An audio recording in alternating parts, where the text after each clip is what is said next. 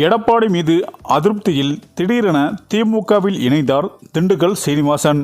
கடும் அதிர்ச்சியில் அதிமுகவினர்.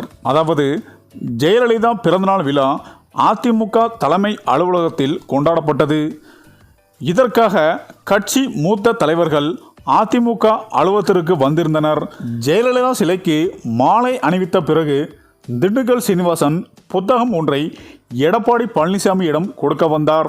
அப்போது இதெல்லாம் ஏன் என்ற பாணியில் மிகவும் கோபமாக எடப்பாடி பழனிசாமி அவரிடம் செய்கை காட்டினார்.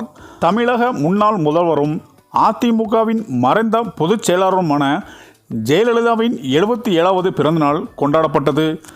தமிழகம் முழுவதும் அதிமுக நிர்வாகிகள் ஜெயலலிதா உருவப்படத்திற்கு மாலையிட்டு இனிப்புகள் வழங்கி அவரது பிறந்தநாளை கொண்டாடினர்.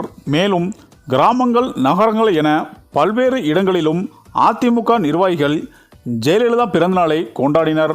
சென்னை ராயப்பேட்டையில் உள்ள அதிமுக தலைமை அலுவலகத்திலும் கட்சி தொண்டர்கள், நிர்வாகிகளும் குவிந்திருந்தனர். அதிமுக பொதுச் செயலாளர் எடப்பாடி பழனிசாமி ஜெயலலிதா சிலைக்கு மாலை அணிவித்து மரியாதை செலுத்தினார். அங்கு கூடியிருந்த கட்சியினருக்கு இனிப்புகளையும் வழங்கினார்கள். ஜெயலலிதா சிலைக்கு கட்சியின் மூத்த தலைவரும் மலர் தூவி மரியாதை செலுத்தினர்.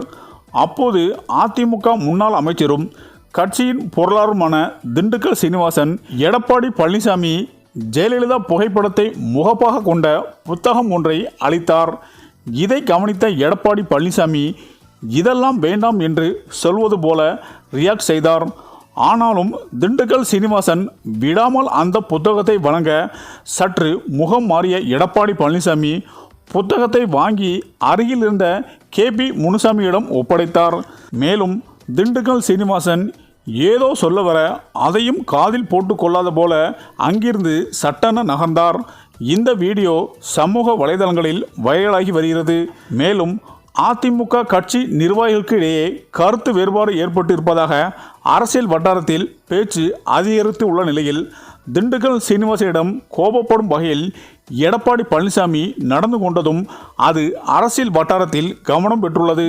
இந்த நிலையில்தான் திண்டுக்கல் சீனிவாசனை பொது இடத்தில் அவமானம் ஏற்படுத்தும் வகையில் எடப்பாடி பழனிசாமி நடந்ததால் மன உளைச்சலில் இருந்த திண்டுக்கல் சீனிவாசன் அதிமுகவில் இருந்து விலக முடிவெடுத்து உள்ளதாகவும் விரைவில் முதல்வர் ஸ்டாலினை சந்தித்து திமுகவில் இணைய உள்ளதாகவும் தற்போது தகவல்கள் பரவி வருகிறது.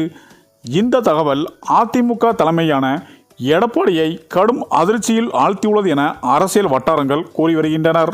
சரி, இந்த வீடியோ பற்றிய உங்கள் கருத்துக்களை கமெண்ட்ல சொல்லுங்க. மேலும் வீடியோ பிடித்திருந்தால் லைக் பண்ணுங்க, ஷேர் பண்ணுங்க, மறக்காம நம்ம சேனலை சப்ஸ்கிரைப் பண்ணிக்கோங்க. நன்றி.